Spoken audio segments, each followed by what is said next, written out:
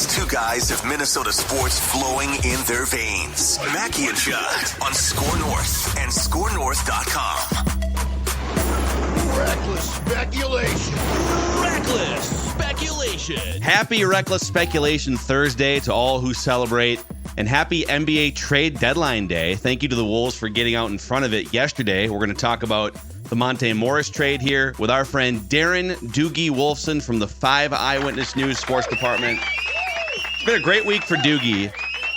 He nails the Carlos Santana scoop before all of the big national baseball, heavy-hitting insiders. And you've been floating Monte Morris's name for several months on this show as maybe even the number one guy to watch. 5 years under Tim Connolly in Denver, and the Wolves acquire him yesterday. So welcome to the show, Doogie. Well, I appreciate that, Phil. Do I get a raise? Happy Reckless Speculation Thursday, by the way. Sorry, no, not. Is there any sort of reward? Our undying appreciation. How about this? If the Thank you, Wolves, get to the Western Conference Finals and Monte Morris is averaging, we could put some performance incentive clauses. If Monte Morris averages, 12 points a game, Wolves get to the Western Conference Finals, then we can talk. All right, so just Western Conference Finals? We're not talking finals? I think Western Conference Finals would be a great win for the Timberwolves. Although, how about Oklahoma City this morning completing a trade for Gordon Hayward? Now, it didn't seem like Charlotte would buy him out because he would sacrifice his bird rights. So, I floated his name a couple weeks ago and thinking about the buyout market, how the Wolves are in an advantageous position to acquire somebody via the buyout market, but it never seemed likely. Yes, of course, the Wolves had all sorts of interest in Gordon Hayward, but it seemed like it was either going to be a trade or he just stayed in Charlotte. But that's a good move for Oklahoma City. So we'll continue to wait and see what takes place, or doesn't take place, for the Wolves' sake. Doug McDermott was the other name I floated a couple weeks ago. That would be a name I would keep an eye on. Yeah. Do you think that there is a good chance that the Wolves make another trade before the day is complete, Dukes? Or do you think now that they probably are going to turn their attention to add that 14th spot as part of the buyout market? Yeah, I wouldn't rule it out, Judd, but I think it's more the latter, not the former, that they have enough room under the luxury tax to add a vet, somebody like a Doug McDermott or someone else. Never have seen Kyle Lowry here. Now with Monte Morris, doesn't make sense. I think Kyle Lowry, when Charlotte buys him out, I think he ends up back in his hometown of Philadelphia, maybe somewhere else, but my money would be on the Sixers. But let's just see, Detroit. Detroit's making all these moves, not only the Morris trade. By the way, Morris not playing tonight in Milwaukee, still in the process of traveling. Heck, the Wolves haven't officially announced the trade because Detroit is doing all this stuff. Detroit needs to create multiple roster spots. So, does Detroit buy out Joe Harris? Would Joe Harris do anything for you as a 9th/10th/11th man? Somebody that could maybe fill, if you thought Troy Brown Jr. could have helped you the rest of the way, would Joe Harris be a name that interests you? Doug McDermott. I don't see Royce O'Neal man. being bought out. Yeah, McDermott, he would be target number one, right? But is it possible the Spurs find a trade partner or don't buy him out, that he's enough of a veteran presence? Although I would think they'd want to do him that favor. Although he went on the record with the San Antonio Express News earlier this week saying, hey, I love it here. I'd like to be a San Antonio Spur the rest of my career. So I just wonder, does he ultimately hit the buyout market? I'm telling you, if he does, the Wolves are going to be all over him. Doesn't mean he'll pick the Wolves. Multiple teams will be all over him. But that guy is absolutely on the Wolves' radar. So let's, because anything can happen here in the next few hours and make everything we're talking about outdated. So let's talk about the thing that did happen, which is Monte Morris and how this fits.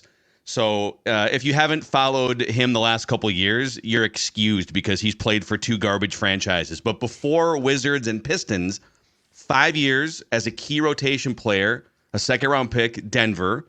So Tim Connolly obviously knows him very well. He checks a lot of boxes, Doogie, for this team. He can shoot threes at a 39% career clip. He can also, he scores, he's not like a 30 points per, 36 minutes guy, but he can score efficiently at every level when asked to, which is a good, he can score at the rim, he can score mid-range. He doesn't turn the ball over. He has one of the lowest turnover rates and one of the best assist to turnover ratios in the entire league.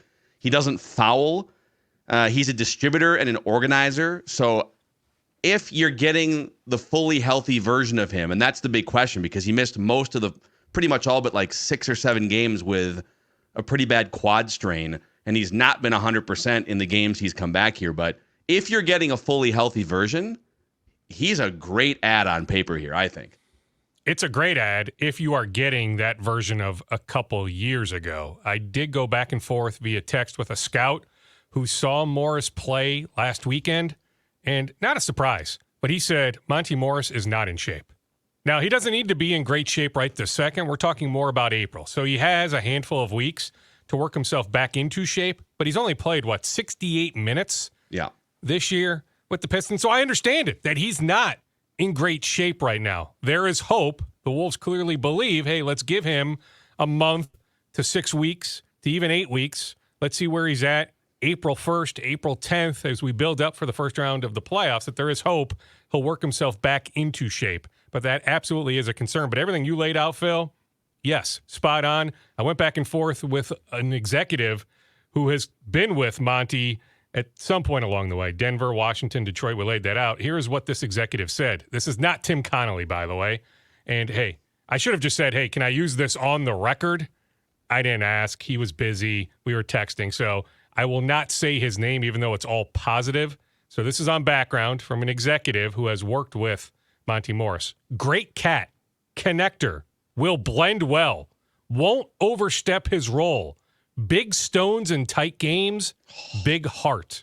So it's everything you laid out, but it's also him accepting his role, being a good guy in the locker room. So I like it. Big Stones is awesome, by the way. Just to text Big Stones. So Big Stones. Let's go. So, Dukes, this sounds like, from what you're talking about with the timetable to get in shape, et cetera, that this is more of probably like a playoff move. Like you're trying to gear him up for springtime. Is that an accurate assessment? That is accurate. Okay. Yeah, I mean, we'll see him get some minutes at some point on this road trip once the trade officially goes through. Again, he is not playing tonight in Milwaukee, I'm told, but figure at some point here before the All-Star break, as the Wolves finish up this stretch before the break, late next week, games in Portland, Los Angeles against the Clippers as well, then at some point he'll get in, he'll get some minutes. But yes, this is more about springtime, not right now. But the idea is he'll fill the role that we thought Shake Milton would. And hey, we talked a couple months ago, right? It got aggregated all over the place that, if I had to bet on one guy moving, it was going to be Shake Milton. It didn't work out, but I'll be fascinated to see where Shake ends up. I think actually Detroit, when thinking about them needing to get down below the 17 guys they have, once these moves go through to get to 15, I think they buy out Shake Milton. So where does Shake end up? Could it be New York? Could it be with his guy Doc in Milwaukee? I still think there's something there with Shake. For whatever reason, multiple reasons, it just didn't work out here. I wouldn't necessarily give up on Shake. I'll be curious to see who he helps the rest of the season. Also worth noting here, I saw Dane Moore on Twitter yesterday, that the Timberwolves do retain the bird rights for Monte Morris. Idea is to have Monte here beyond this year, yes. How do they make that?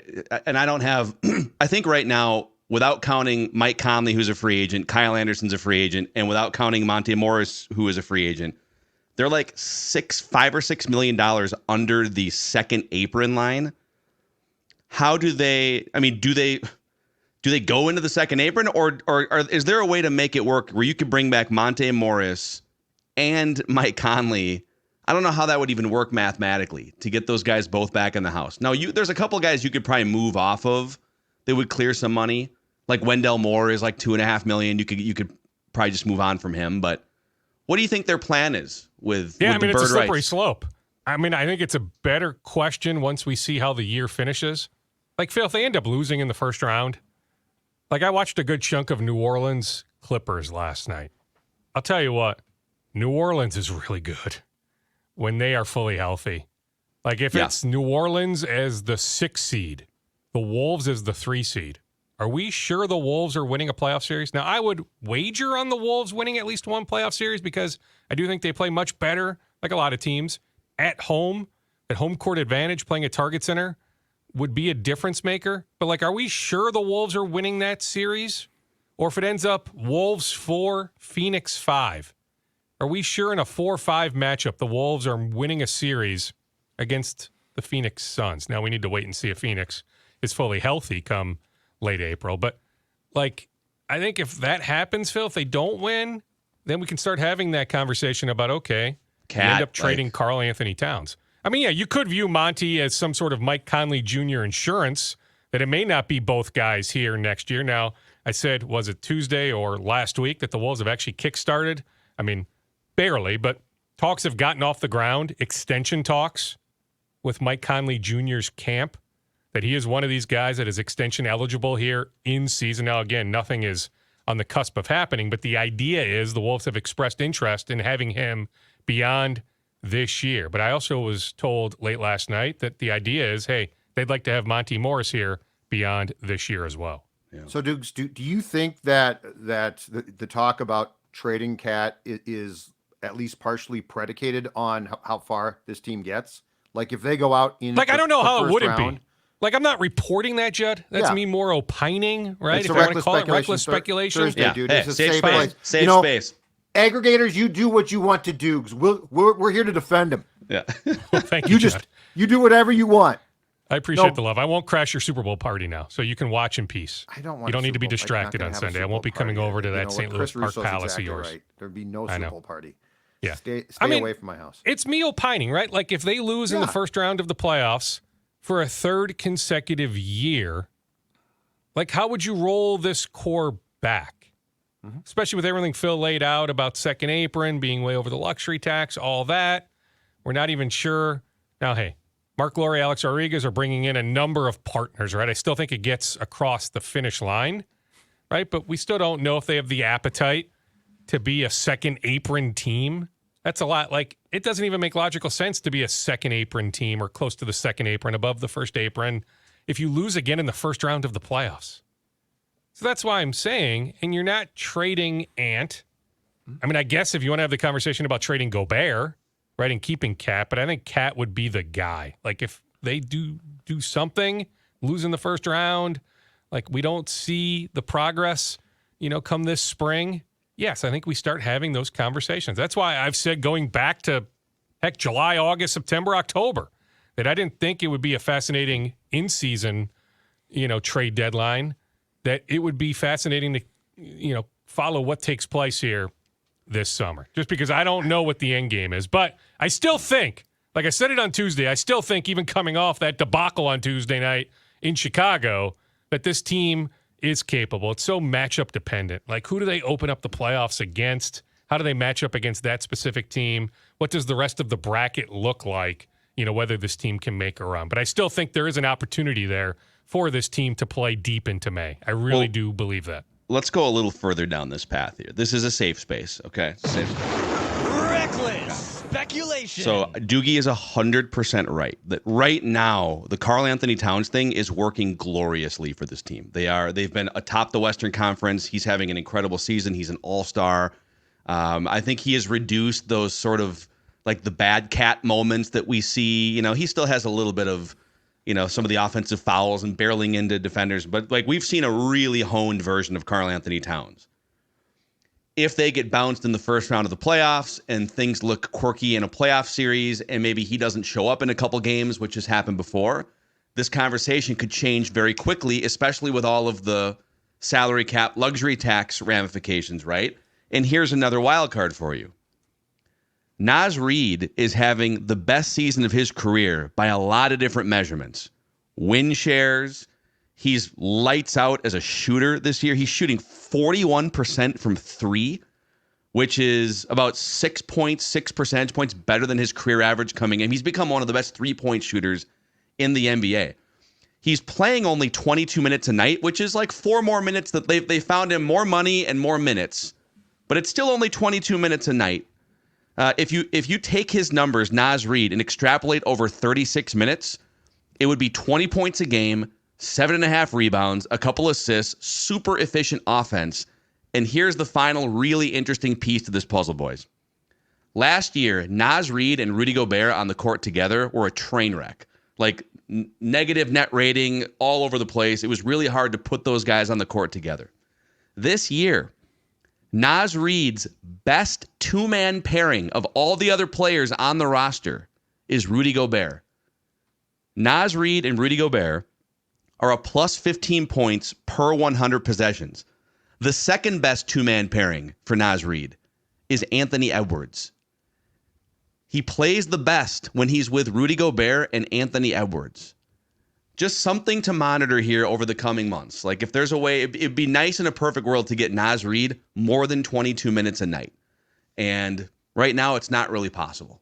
Well, and also think about, so he signed a 3-year deal, but year 3 is a player option. So essentially next year is the final year of his contract. And so if you're thinking about a core over the next handful of years of Naz Reid, Anthony Edwards, Jaden McDaniels, okay, then it would make sense, right? You make a move on Cat, you free up more playing time for Naz Reid with the idea that he's going to be here beyond this 3-year extension, with that 3rd year being a player option. He'll be here beyond this contract. Yeah. We're just a little reckless speculation. A little reckless just among friends. Dude, how about this? Not When those three guys are on the court together at the same time, which has been almost 300 total minutes this year. So when Naz, Gobert, and Anthony Edwards are on the court together, it's a plus 25 point net rating over 100 possessions. Like blowing teams off the floor when those 3 guys are on the court together. Now, when Cat, Gobert, and Ant are on the court together, it's also very good. So I'm not trying. Convinced himself. You can tell he's going down the path already. I'm just He's going down the path. Hey, if they go to the Western Conference Finals, okay, just keep the band together and keep building this thing. Absolutely. You run this thing back, you find a way, right? But if it gets weird in the first round, 25 limited partners. I mean, if you need to bring in an extra 1 or 2 or 3, I'm involved. If you're Mark and Alex, I don't want to talk about this. A GoFundMe, yeah. But I'm buying a small part. Stella also in. That's what I'm saying, right? Like, yeah, Phil, if you are in the Western Conference Finals, you're not trading Cat. You can't trade Cat. No. You'd run this thing back. Right. You'd absolutely run this thing but we're back. saying, but you broached the topic, and you're exactly right. If they get a seed that's not as good and play the Pelicans, and assuming Zion plays, which is an assumption, Well, I say Phoenix, right? Right. Are we sure Kevin Durant and Bradley Beal will be healthy in late April? Exactly. Yeah, you're right. Zion Williamson, will he be healthy in late April? I don't trust him at all. Those are big questions. Yeah. Undoubtedly, those are huge questions. I'm telling you, I still think the Wolves with home court advantage, absolutely. Like if they're the 3 seed or the 4 seed, games 1, 2, 5, and 7 at Target Center, I feel good, regardless of the matchup. I just think those are tricky matchups. If you look at the landscape of the Western Conference right now, it's entirely possible with 30 games to go. It's entirely possible. New Orleans, Phoenix, some combination. Those are the 5 and the 6 seeds. And it's entirely possible OKC, Clippers, Denver, some combination, finish above the Wolves. If the Wolves finish top 4, which was the stated goal preseason, let's finish top 4 in the conference, have home court advantage minimum in the first round of the playoffs. I'm just saying, it could happen that way. Now, hey, it's also possible the Wolves finish first or second, that Golden State somehow makes a run, that the Wolves open up the playoffs against the Warriors. Hey, I'm sure Curry could will them to 1 win, but to me, the Wolves beat the Warriors in a best of 7. It's either a sweep or it's 5 games, right? Maybe Curry wills them to 1 win, so maybe it's a 5-game series, right? So let's see what that first-round matchup potentially is. Or it doesn't look like Utah. Utah has a top 10 protected draft pick, so Utah making some of these moves. Olnick, Obaji, off today to Toronto. So, does Utah do something else? They traded one of their guys to Detroit the other day. So maybe Detroit is saying, you know what? Or Utah, hey, we won our top 10 draft pick in June. Hey, what's the point in playing for the play-in? But I'm just saying, if the Wolves open up against Utah, right, you'd feel good about them winning that series in 5 games max. Right? Hey, so to me, it comes down to who do they open up the playoffs against? Yeah. And that'll help, figure out the pathway as we head into the summer.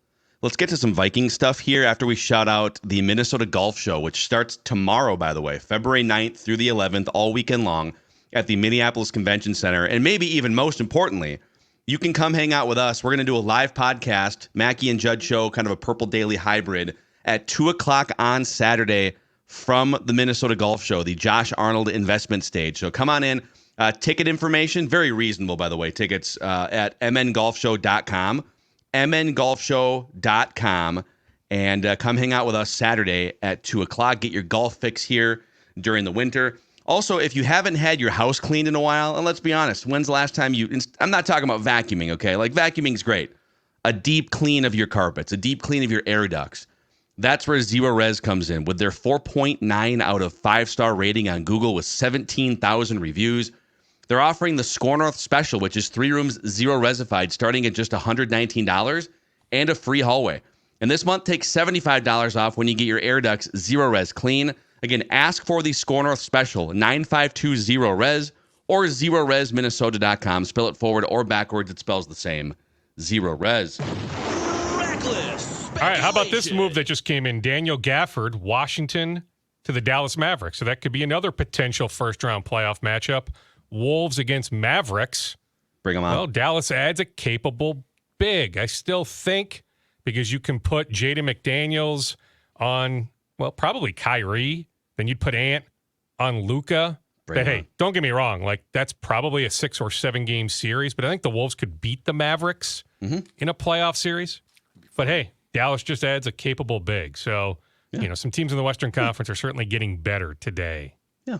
But I'm telling you, the Wolves got better last night. Justin Jefferson told this to Sirius XM Radio, boys. He said, I want to break the bank, and I want to be part of an organization that wants me and to really give me what I deserve. I feel like eventually the Vikings will do what they need to do to have me in the building, but I don't really know at this very moment. Only time will tell. What do you make of that? Did you guys see too? So he did the car wash at the media center yesterday. Did you guys see Zach Gelb of CBS Sports pushed him really hard? He said, I feel like it's a breakup with Kirk. I feel like Kirk's gone. And Jefferson sort of was uncomfortable and he laughed. And then he's like, and he mentioned Russell Wilson as the bridge QB. But what was interesting that I thought, Mercy. Yeah, I know. And I think the same thing. And Jefferson's face showed the same thing. But here's what I find to be intriguing about this whole thing with Justin. I got the idea because everyone asked about Kirk, everyone. And I get the idea he really doesn't know, which I think is fair. But the second thing is, to go back to the quote that Phil just read, Dukes, I also get the feeling, and Justin's right, that he's going to break the bank. And for all of those who are like, well, if Kirk doesn't come back, Justin's not going to, I'm going to tell you right now, if Justin breaks the bank, which I think he's going to here, like it or not, I think Kirk coming back would be about the 5th thing on this guy's list. Because I think 1 through 4 is, I want what's mine. And by the way, he deserves it. So just to be clear, I'm not criticizing him, but this whole notion of, well, Justin Jefferson might ask, he's not going to stick around. You're also not sticking in with Nick Mullins for 5 years. Yeah. Like that's the thing. You got what you wanted. Yep. Well, no, like you wouldn't be replacing Kirk Cousins with Jaron Hall for 18 weeks. Exactly. They would be bringing I think these in two things, you're right. I mean, you're not sticking him with a rookie 5th round pick for 17 games, Phil. You're absolutely right. I mean, I think these two things can be true. That does Justin want Kirk back? Yes. But is it number 5 or number 6 on his list of what he's hoping to accomplish, with these contract talks? Yeah. Like, it's such a finite amount of time. Like, it's possible that Justin will sign yet another contract in 4 or 5 years, but this truly is the time to break the bank. The life-changing money. Yeah. Right? Yes. And so, like, he's not going to put pen to paper because of some uncertainty regarding Kirk Cousins. The mistake the Vikings have made, this isn't breaking news, but the mistake the Vikings made was not getting a deal done on September 9th, that day before the Tampa Bay Buccaneers opener. Like, they thought it was done. Like, you talk to some Vikings people on background, they really thought at one moment on that Saturday afternoon, the deal was done. But it didn't get done. The price just keeps going up. Do we know? It just does. Do we know at the end of the day now, and to Jefferson's credit, he was a good sport. He played, he got hurt, but I mean, he didn't dog training camp at all. But I mean, the fact he came back after, what took place in Vegas, I mean, exactly right. If I was his representation, I would have told him to shut things down. Do we know, though, what exactly, like, were we talking about money? Were we talking about guarantees? Like, I don't know for sure. Let's shut that down. That's my question. I mean, I think probably a combination, right? I mean, I think it's safe to say some sort of combination. That the guarantees are certainly a part of this conversation, right? Like, are the Vikings willing to guarantee much beyond that first year? And I mean, to me, Judd, you have to bend on this face of the franchise, right? Best receiver in the game. That's the way they view him, right? That's subjective. I understand that. But they view him as the best receiver in the game, doing stuff that other receivers haven't done in their first few years, right? Like, you need to guarantee much beyond that first year. But he still wants to be the highest paid non-quarterback. So look at the money Nick Bosa got back in September, right? To me, you need to go higher than that. I don't know if you need to go significantly higher, but you need to go higher than that. Yeah. Percent chance they trade him. Cowherd threw out that Patriots trade idea a couple days ago. That's a horrible idea. I think he was just spitballing, but like you'd need a little more than that. I don't think you're giving up Jefferson and a future first. 3%, 2%. I mean, I'm not going to tell you it's 0, but like I don't see it. I don't. But yeah, I mean, I get it. Like, you haven't signed him to this extension. Right. Is this leading up to? Right. Hey, this is our chance to move up in the draft, to get our quarterback, to finally hit the reset button. That hey, we can't come to some sort of happy medium. We tried to pay him a lot of money in September. Yep. He wouldn't agree to that. His representation wouldn't agree to that. Yeah. Like, let's strike. We'll find another receiver. We've hit on some receivers before. We'll hit on another one, right? Like, I understand if you're thinking that, like, at this point they haven't signed him. So, yeah, this is inevitably going to get to the point of him being traded. But I'm just telling you, me personally, I'm not even close to there. Well, and I agree completely. And I think the entire panel on the show would say, given our druthers, keep him, right? But teams say, once the season starts, it starts, right? Let's put that in the past. He didn't sign. That's fine. He's going to play. My response to that is, okay, that's awesome. But now the season's done. So let's talk about it. Like, I think that we can say we wouldn't trade him. But I think, Phil's point, my point, your point is valid, which is at some point in time, it didn't get done. And if they're going to continue to balk at, man, that's a lot. And they would be well within their means to say that. That's a lot to pay a position that's not a quarterback. And I know that this drives Vikings fans nuts, but the reality is we at least have to talk about it. Dude, people act too like it's you. There's no way. Dude, this franchise, it would be more likely that they trade a wide receiver at this point, franchise history-wise. They've literally traded every single time we get here with a receiver, right? Except for Adam Thielen, maybe. Diggs got traded. Percy Harvin got traded. Randy Moss got traded. All of them were in the middle of their prime when they got traded. So, and I know that it's different ownership groups at times, and it's different front offices and different situations. But, yeah, I mean, the longer you go and there's no deal done, why isn't there a deal done? Why is there such a gap traded. that he's we see saying trades that? All the time. Tyreek Hill got traded, right? They instantly got paid in Miami. Receivers get traded. Heck, put it this way. Like, we're well within, our right, and it's fair to talk about it because you mean to tell me not one team is going to at least inquire? Doesn't mean the Vikings need to listen intently, but like teams are going to ask about his availability, right? I mean, all these teams were together down in Mobile last week. They'll be together here in a couple weeks in Indianapolis for the Combine. Like, this stuff ends up happening. Conversations start. Yeah. So if conversations are going to take place or have already taken place, of course we can at least throw it out. I'm just telling you, I'm just not even close to there that the Vikings are going to actually do it. Rapid fire. Give us 60 seconds here, Dukes, of whatever's left in your scoop bag. Well, yeah, speaking of the Vikings, Kevin O'Connell trying to assemble here, put the finishing touches on his 2024 staff. So we wonder about Mike Smith, the outside linebackers coach. Heck, I would have told you, last July, that if Brian Flores, after the year, got a head coaching job, that Mike Smith would have been in the mix to be the next Vikings defensive coordinator, that they had this healthy opinion of him. But then personal leave, right? Not our business, but ends up missing. Judd, was it the entire season or was he there for that first week, that Tampa week? No, I feel like it happened in August, so entire season. He disappeared in training camp, and the team said, don't worry, he should be back soon. He's still not back. Correct. And there was also another position coach on defense left as well during the season. Yeah, went to Clemson, yeah. Yep. But anyway, so on that outside linebackers position, the Vikings were trying to hire this guy, Ryan Crow, who was on Mike Vrabel's staff in Tennessee, but he ended up going to Miami. So I'm just saying, if we want to read the tea leaves, the Vikings have been looking at some people to fill that outside linebackers role, which seems to point to the idea that Mike Smith won't be back, right?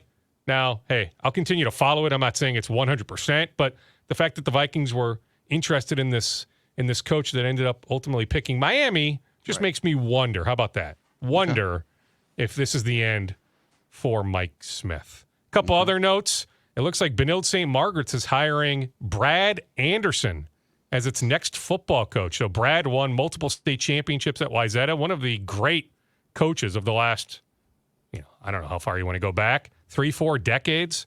He was most recently at Orono. You think about some of the NFL players that Brad coached at Wayzata High School. James Laurinaitis, Marion Barber III. So he's one of those names. So that's why I mentioned that. Gophers volleyball heading out on a foreign trip, Italy, some other countries in Europe in May. It'll be interesting because the head coach, Keegan Cook, in his second year came from Washington. The Gophers, they've set the bar high, but they didn't hit it. They lost in the round of 32, back in, late November, early December, whenever that was, end of the season.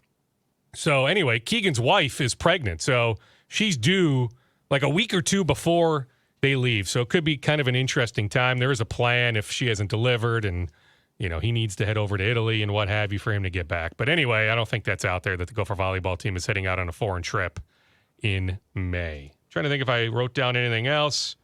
You know what? I did write down one other tiny note. I continue to keep an eye on the Falvey-Levine situation. I was actually on a Zoom with Falvey yesterday. They introduced Carlos Santana. But anyway, Falvey-Levine entering the final year of their contracts. And so Dave St. Peter, the Pohlad family, they think very highly of Falvey and Levine. So I think at some point those two get contract extensions. Okay. Darren Doogie Wolfson on this Reckless Speculation Thursday. Great And stuff, just to reiterate what I said on Tuesday, still some conversation on the Michael A. Taylor front. I still don't know how they get to the money that he wants. When Bader made, $10.5 million, Kiermaier made $10.5 million. Taylor, I'm sure, wants at least somewhere in that ballpark. I don't know how the Twins get quite to that number, but anyway, there's still some interest. I know. That's the thing. Job, unemployed. There's still some interest. I checked again on Adam Duvall yesterday. Crickets, not to say that maybe those talks couldn't kickstart again, but just nothing in the last 24 hours on Adam Duvall. But it does sound like there's been at least a little bit of recent dialogue on the Michael A. Taylor front. All right. Go Twins. Score on our Twin Show coming out today, too. See you, Doogie. All right, boys. Dude. Take it easy. See ya. Great stuff. And then Flagrant Howls, Jim Peterson and I will have a trade deadline recap episode on this Thursday. So busy day here in Score Northland.